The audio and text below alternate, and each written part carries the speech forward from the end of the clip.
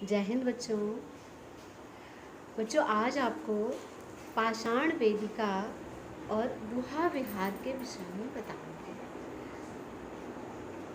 मौर्य युगीन स्तूप तथा विहार वेदिकाओं से घिरे होते थे। जो मौर्य युगीन स्तूप होते थे वो विहार वेदिका यानी रेलिंग से घिरे होते थे। इनमें से कुछ के भग्नावशेष यानी उसके टूटे फूटे अवशेष प्राप्त हुए।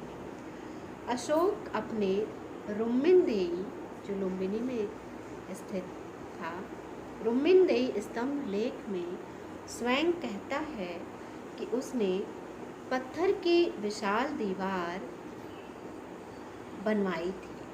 रुम्मिनदेई अभिलेख में अशोक स्वयं कहता है, वहाँ स्तंभ लेख पर लिखवाया था, तो स्वयं कहता है कि यह विशाल दीवार अशोक ने बनवाई थी। घोसुंडी लेख में इस प्रकार के बाड़े को प्रकार कहा गया है। बाड़े को बाड़ा यानी रेलिंग, चार दीवारी, उस वेदिका, उसको प्रकार कहा गया है।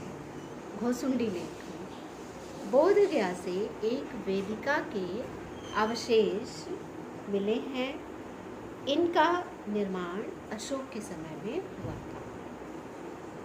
इसे बोधि मंड कहा गया है। वेदिका के खंभों तथा उनके जोड़ने वाली लंबी पाषाण शिला पट्टिकाओं पर कमल की आकृति बनी है। कहीं कहीं अश्व, हाथी, मकर आदि की आकृतियां भी उत्कीर्ण मिलती हैं। सारनाथ से भी अशोक के समय की एक पाषाण वेदिका मिली है। इसे एक ही पत्थर में काट कर चौकोर बनाया गया है।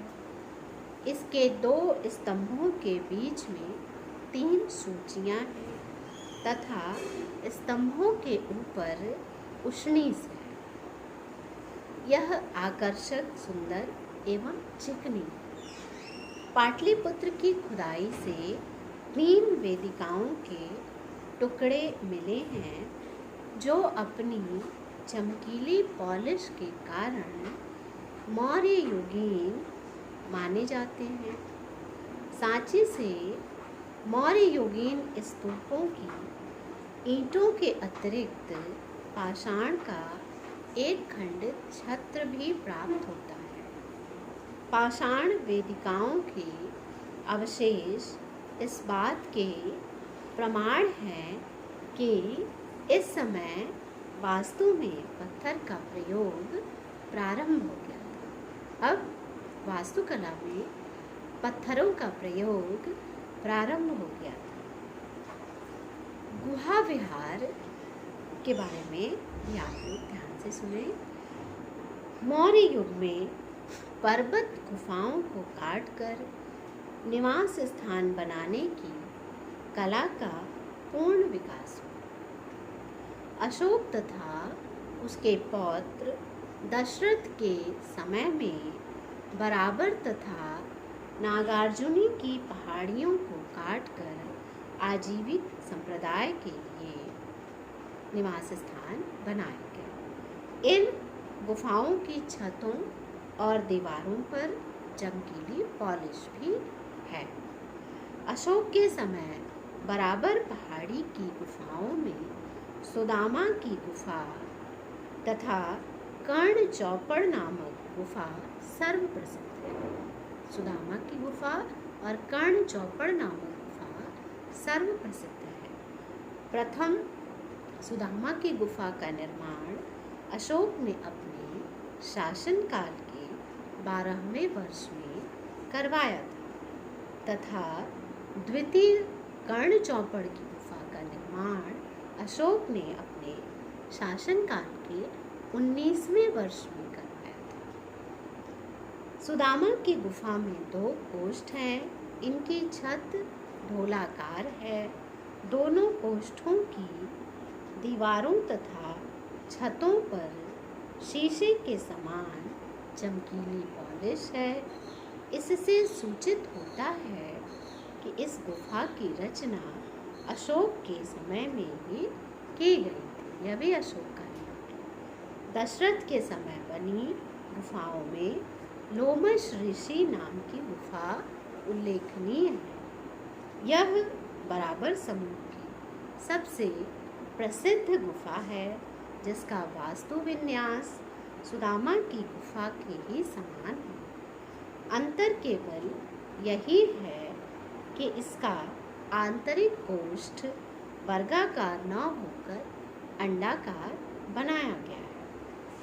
इसका निर्माण कार्य बड़ी सावधानी से हुआ है तथा यह कालांतर के चैत्य गृहों के अग्रभाग को सुसज्जित करने वाले अलंकरणों की बृहद योजना के प्रारंभ का प्रतिनिधित्व करने वाले वास्तुकला के प्रमाण है।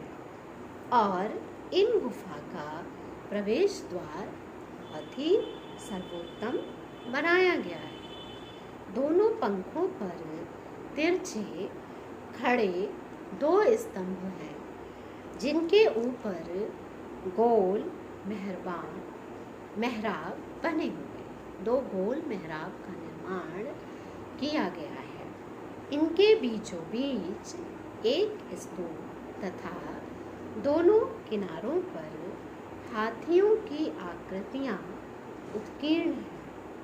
हाथी स्तूप की पूजा करते हुए दिखाए गए हैं। बराबर पहाड़ी की चौथी गुफा को विश्व झोपड़ी कहा जाता है।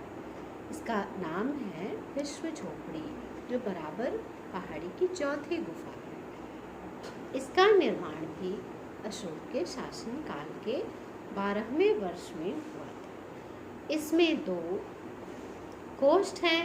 इनकी दीवारों पर चमकीली पॉलिश मिलती है। नागार्जुनी पर्वत पर कुल 3 गुफाएं खोदी गई थी। कितनी गुफाएं? 3 गुफाएं। इसमें 2 कोष्ठ हैं। इनकी नागार्जुनी समूह में गोपिका गुफा महत्वपूर्ण है, जिसे दशरथ ने अपने अभिषेक वर्ष में बनवाया था। यह सुरंग के आकार की है, जिसके दोनों सिरों पर 2 गोल गोल मंडप बने हैं। इनमें एक गर्भगृह तथा दूसरा मुख मंडप जान पड़ता है। इसमें मौर्यकालीन गुहा स्थापत्य की सभी विशेषताएं प्राप्त होती हैं और दूसरी वहियक तथा तीसरी वडधिमक नाम से जानी जाती है। वहियक और वडधिमक नाम दिया गया है। वहियक में केवल एक प्रकोष्ठ है, जिसके सम्मुख छोटा मुखमंडप बना हुआ है। तीसरी अर्थात वडधिमक गुफा में लंबाई वहियक के समान ही है। उसकी लंबाई वहियक और वडधिमक दोनों की लंबाई बराबर है, किंतु इसकी दीवारें वक्राकार हैं। इन सभी का निर्माण दशरथ के समय करवाया गया था। इनके अतिरिक्त राजगृह से 13 मील की दूरी पर स्थित सीतामढ़ी गुफा है।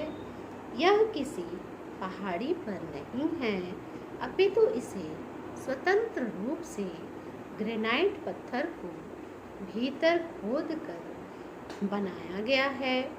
इसमें आयताकार कक्ष तथा 2 द्वार स्तंभ हैं।